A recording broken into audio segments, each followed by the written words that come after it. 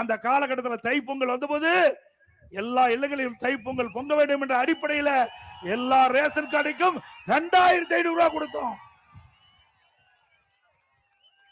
இன்னைக்கு அன்றைய தினம் ஸ்டாலின் அவர்கள் குறிப்பிட்டார், ஏன் 2500 ரூபாய் பொங்கல் போது கொடுக்கிறீங்க, 5000 ரூபாய் கொடுன்னு சொன்னாங்க.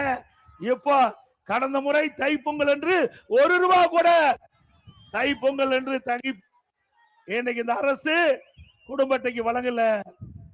இனியாவது கடைசி காலம் நெருங்கி விட்டது திராவிட முன்னேற்ற கழகத்திற்கு. இனியாவது மக்களுடைய எண்ணங்களை புரிந்து மக்கள் மகிழ்ச்சி அடைகின்ற விதமாக குடும்ப அட்டைக்கு 5000 ரூபாய் கொடுங்க தைப்பொங்கல் என்று. ஏன்னா இனிமேல் திமுக ஆட்சி வர போறது இல்ல. ஆட்சி போகும்போது மக்கள் உங்களை வாழ்த்துட்டோம்.